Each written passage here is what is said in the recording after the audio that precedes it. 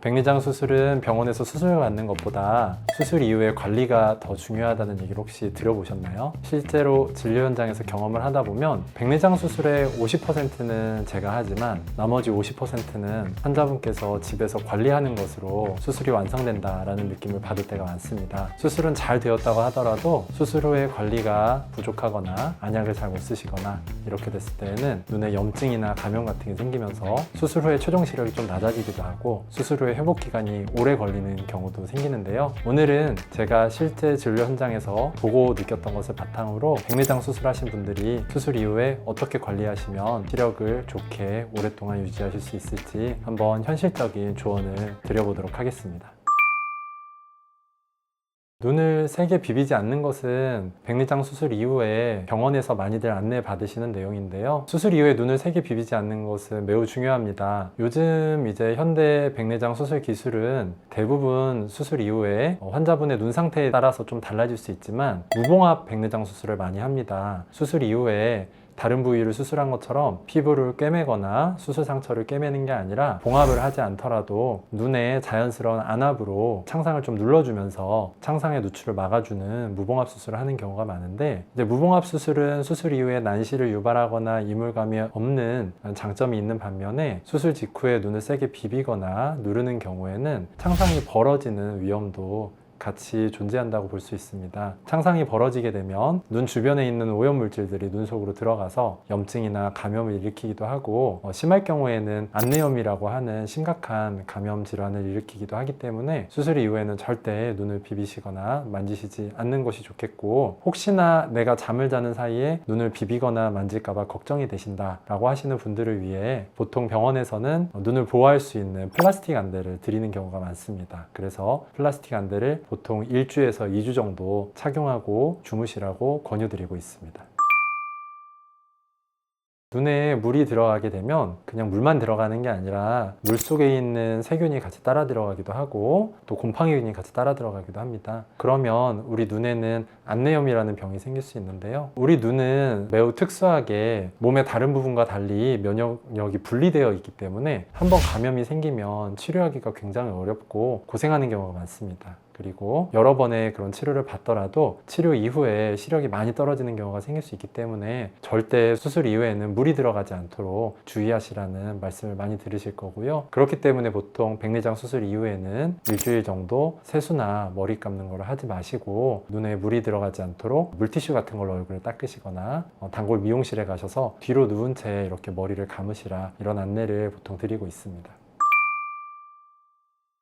스킨이나 로션 가볍게 바르는 정도는 큰 지장은 없겠으나 보통 눈 화장을 하시게 되면 눈 화장을 지울 때 눈 주변에 압력을 줘서 닿게 되거나 아니면 파우더 형태의 화장품일 경우에는 역시 수술 상처를 통해서 눈 안에 화장품이 유입될 우려가 있기 때문에 눈 화장은 좀 피하시는 게 좋겠습니다. 보통은 수술 후 한 2주 정도까지는 눈 주변에 선크림이라든지 아니면 색조 화장 같은 화장품을 바르지 않기를 권유를 드리고요. 아이라인을 그리시거나 아니면 눈꺼풀 테두리에 점막을 채우는 그런 화장을 하시는 것은 더 오랜 기간 조심하는 게 필요하기 때문에 보통 3주 이상 금지하도록 저희가 설명을 드리고 있습니다.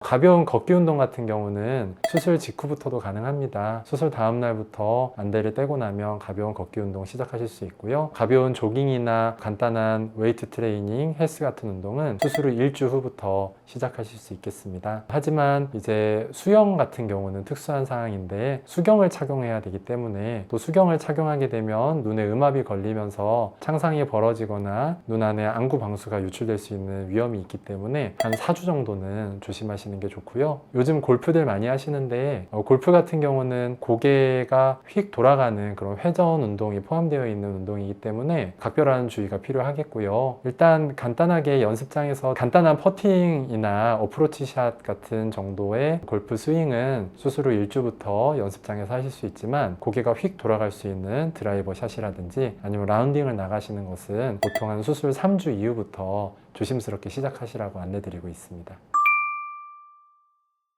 백내장 수술하고 나서 스마트폰이랑 TV를 보면 렌즈가 다시 흐려진다, 이런 말이 있던데요.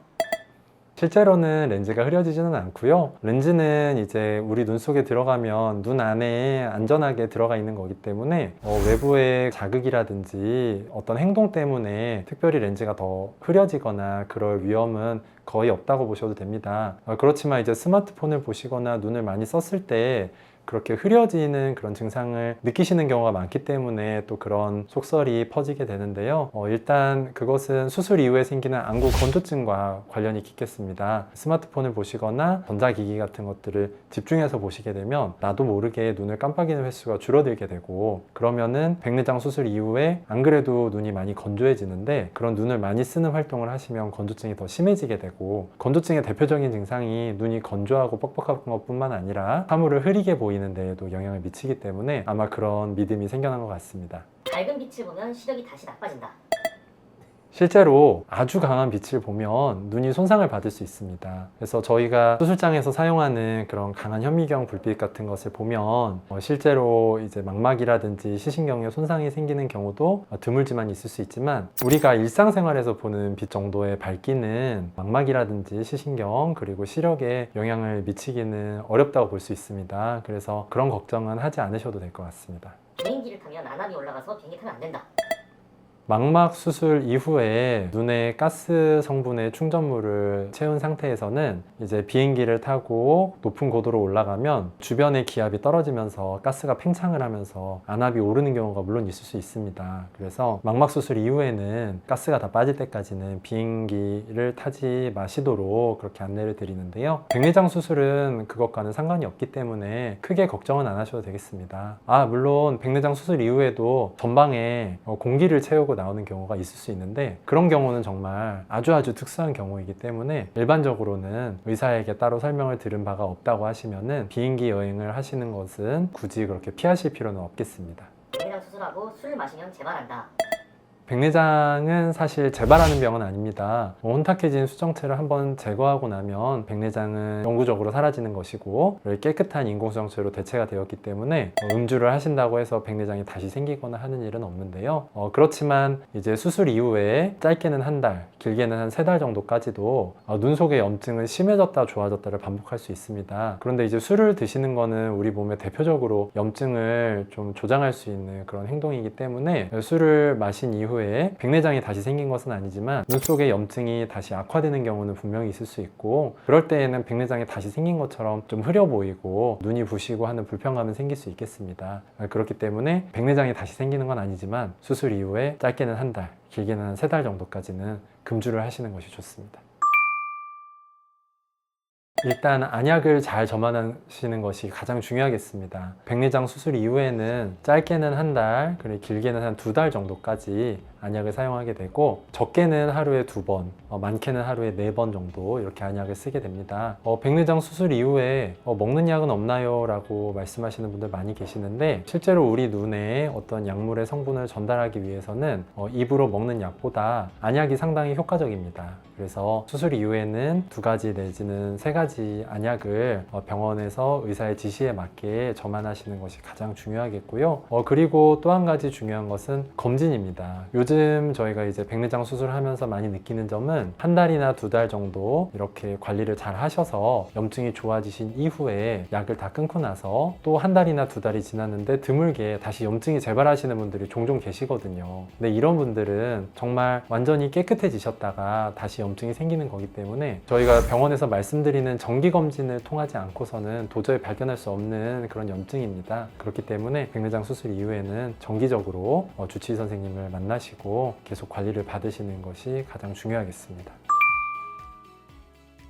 백내장 수술을 하고 나서 공통적으로 많이들 하시는 말씀은 눈에 뭔가 모래알이 들어간 것 같다, 뭔가 막이 낀 것 같다, 눈이 뭔가 깔짝깔짝하다, 눈앞에 뭔가 날파리처럼 날아다니는 게 많이 보인다, 시야의 주변에 뭔가 초승달 모양의 그런 뭔가 음영 같은 게 보인다 이런 말씀들 많이 하십니다. 근데 이런 말씀들은 보통 백내장 수술 이후에 생기는 안구 건조증 때문에 발생하는 경우가 많이 있고요. 눈에 날파리 같은 게 많이 날아다니는 거는 이제 비문증 증상을 말씀하시는데 실제로 이제 백내장 수술 이후에 비문증이 물론 생기는 경우도 있을 수 있지만 그것보다는 이제 수술 전에 어두웠던 시야가 수술 이후에 밝아지면서 눈으로 빛이 많이 들어오게 되면서 기존에는 잘 느끼지 못했던 원래 있던 비문증을 더 잘 발견하시게 되는 경우도 많이 있습니다. 그래서 수술 이후에는 이런 불편감이 있을 수 있는데 대부분의 이런 불편감들은 시간이 지나면서 차차 호전될 수 있고 그리고 안약 치료라든지 여러 가지 눈의 관리를 통해서 호전을 할 수 있는 부분들이기 때문에 검사를 받으시면서 치료를 꾸준히 받으시면 도움이 많이 되겠습니다.